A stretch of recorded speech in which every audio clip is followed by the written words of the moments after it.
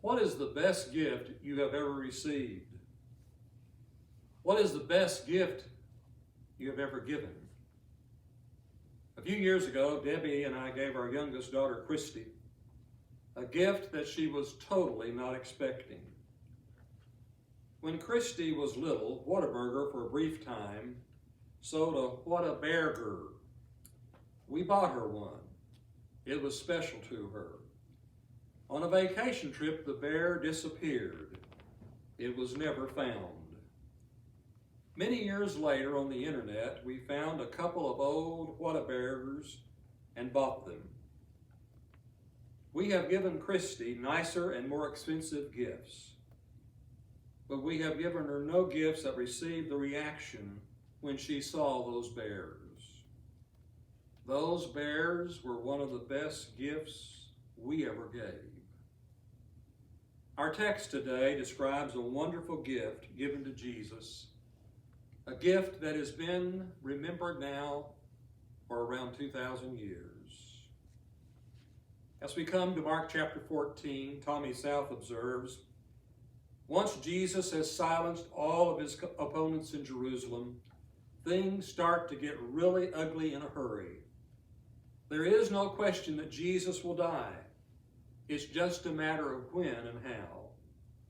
3 episodes in Mark 14, 1 through 11, show this movement toward Jesus' death, but they aren't all alike. One is about treachery, one about betrayal, but the other is about beauty. Alan Black commented, the first 2 stories in Mark 14 are another instance of a sandwich, in which one story frames another.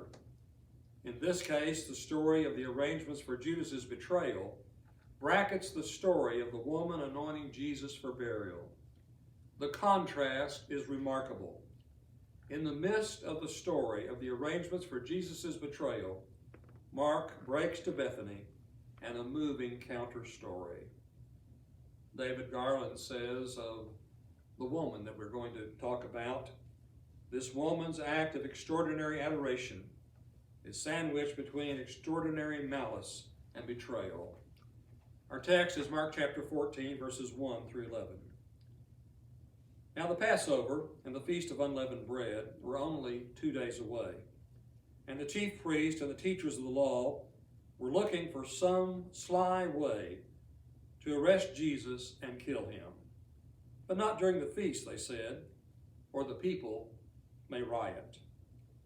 While he was in Bethany, reclining at the table in the home of a man known as Simon the leper, a woman came with an alabaster jar of very expensive perfume made of pure nard. She broke the jar and poured the perfume on his head.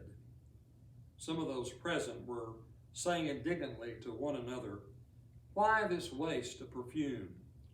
It could have been sold for more than a year's wages and the money given to the poor. And they rebuked her harshly. Leave her alone, said Jesus. Why are you bothering her? She has done a beautiful thing to me. The poor you will always have with you, but you can help them, and you can help them anytime you want. But you will not always have me. She did what she could. She poured perfume on my body beforehand to prepare for my burial. I tell you the truth, wherever the gospel is preached throughout the world, what she has done will also be told in memory of her. Then Judas Iscariot, one of the 12, went to the chief priests to betray Jesus to them. They were delighted to hear this and promised to give him money. So he watched for an opportunity to hand him over. As we talk about this text, let's notice the setting. Matthew chapter 26 and John chapter 12 also record this event and give additional details. Now, this is not the same as a similar event in Luke chapter 7. What is the time of what happens here? It is just before Passover. It is just before when Jesus will be betrayed, tried, and crucified. The anointing of Jesus by the woman, according to John, took place 6 days before the Passover. Apparently, Mark and Matthew put it between the conspiracy of the Jews and the arrangement of the betrayal of Judas, because it fits there as a contrast.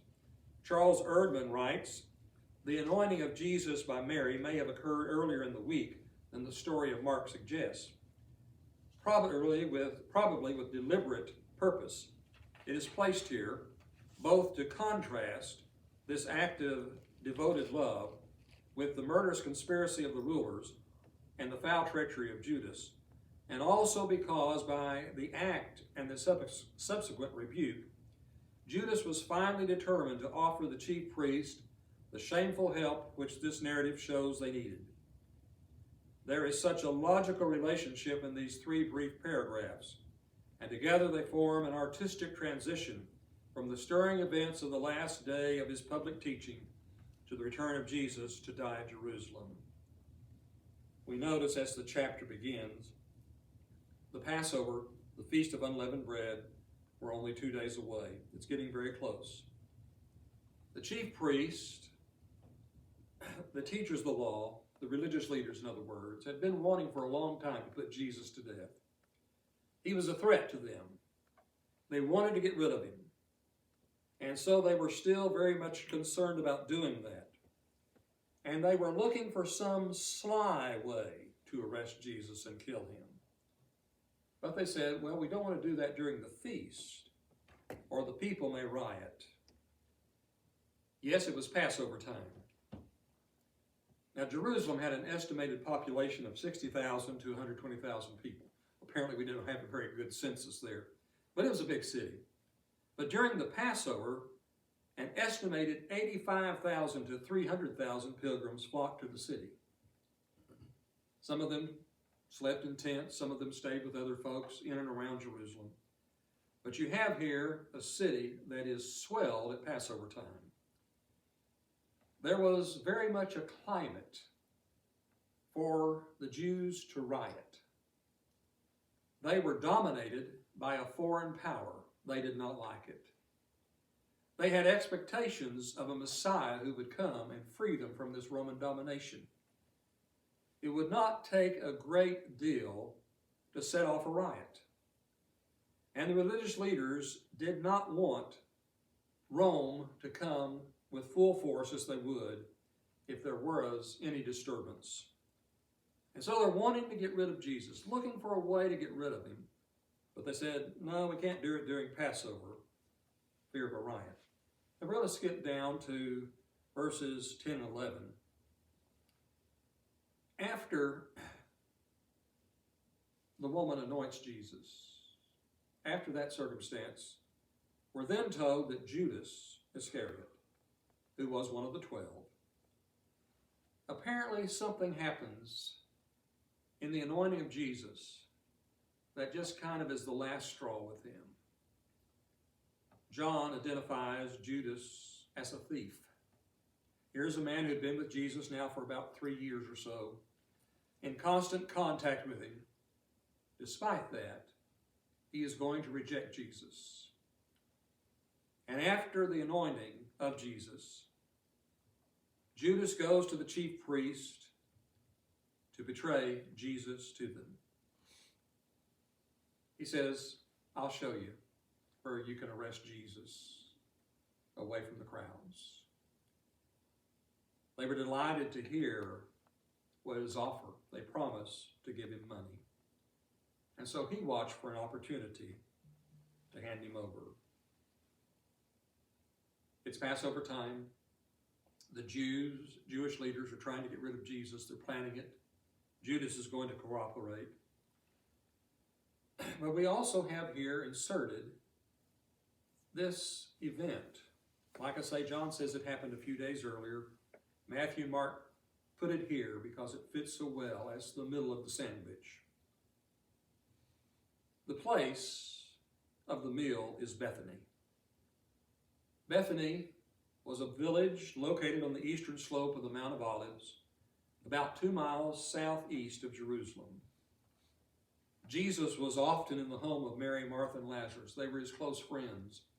Just a few days before, Jesus had raised Lazarus from the dead.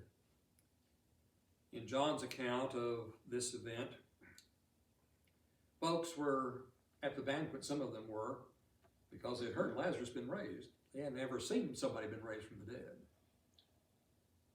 But Jesus is at a meal, and Matthew and Mark say it's in the home of Simon the leper.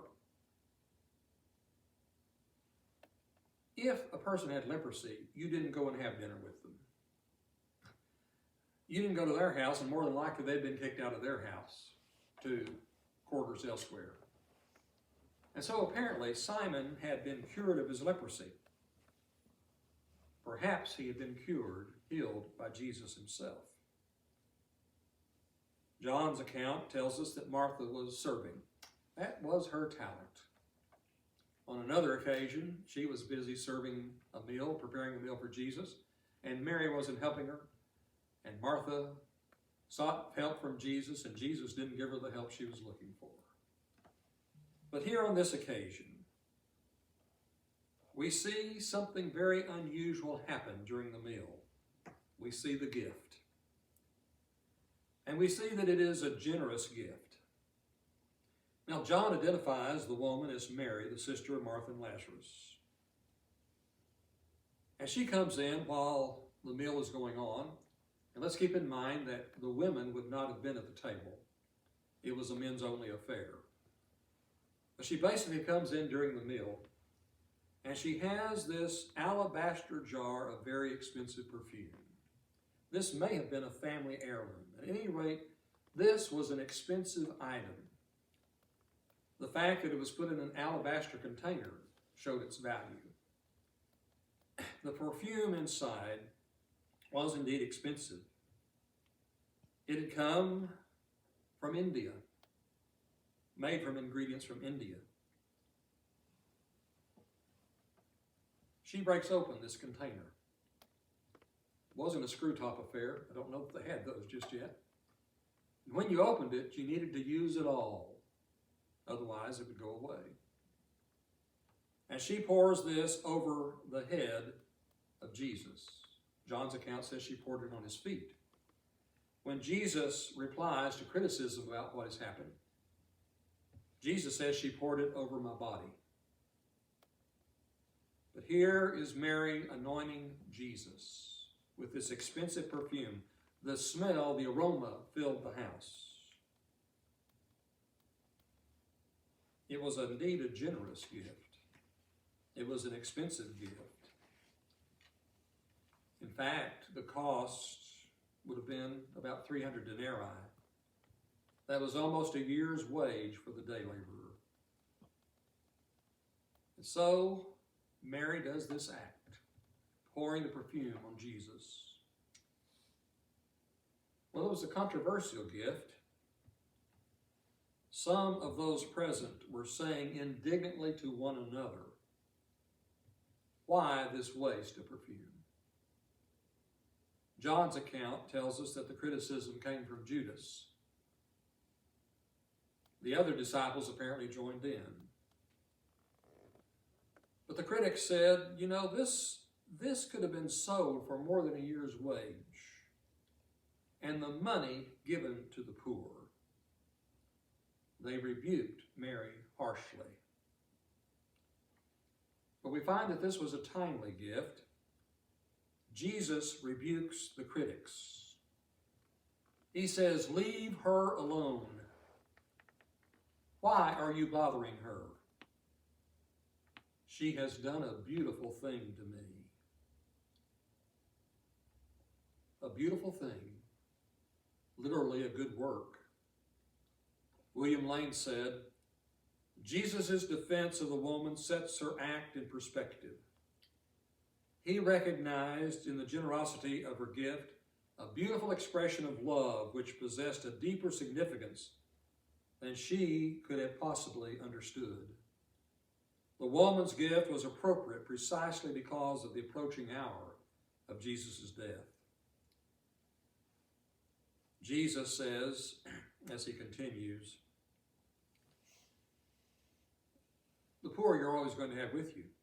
You're not always going to have me. Now, his statement about the poor should not be misunderstood. He was not callous to the situation of the poor and the need to give to them. Jesus here alludes to Deuteronomy chapter 15, verse 11. That verse says, there will always be poor people in the land. Therefore, I command you to be open-handed toward your fellow Israelites who are poor and needy in your land. Jesus says there's always going to be poor people, and you have every opportunity, constant opportunity, to help them, and you should. But he says, she has poured perfume on my body beforehand to prepare for my burial. What she is doing has to be done now. You can help the poor anytime, but my death is approaching. She will have the opportunity to do this one time, and that time is now. You see, this is a memorial gift. The Jewish burial custom was to lay the body in a niche within a natural or man-made cave until it decayed and could be removed to an ossuary. An ossuary was a wooden or stone box for the bones of the deceased. The body was prepared with perfume before or as it was placed in the niche. And so Jesus says, Mary is preparing his body for burial. And let's think about that. When Jesus was taken off of the cross, the Sabbath was rapidly approaching. Very hurriedly, his body was taken to the tomb, to the borrowed tomb of Joseph. Some women came back on the first day of the week. They were going to finish the preparations for burial, basically finish his funeral. They didn't get to do that because Jesus had been raised from the dead. But here Jesus says she has done this good thing, this beautiful thing. She is preparing my body for death. It is a memorial. Not only is it a memorial gift, it is a lasting gift. He says, I tell you the truth, wherever the gospel is preached throughout the world, what she has done will also be told in memory of her. Upon no other deed does Jesus ever bestow such praise. Mary's anointing of Jesus is recorded in 3 of the 4 Gospels. Jesus' prediction was quickly fulfilled. Faithful and loving actions toward Jesus will not be forgotten. For that matter, neither will acts of foul play. Centuries later, Mary is remembered in a positive way. Judas is remembered in a much different way. Earl Macmillan observes, the woman said nothing, but in her action had preached one of the most meaningful and articulate of sermons. With this morning's sermon, we have once again fulfilled Jesus' prediction. Martel Pace said, this text contains one of the most beautiful moments of giving to Jesus that is found in the New Testament. This episode is a picture of a person presenting a special gift to Christ. The gift was given from the right motive, on the right occasion, and in a thoughtful and encouraging way. There's a lot of ugliness going on in our world. A lot of bad things were happening before just a few days ago. And now we have a new incident of a senseless attack on a nation of people. Lots of ugliness in our world. It was the same in Jesus' day. Something very ugly was being conspired about him. Something ugly would happen. The Jews are plotting to kill him. Judas is going to help them. In between 2 ugly descriptions, we see a beautiful thing. And in a world today of so much ugliness, let us continually, constantly do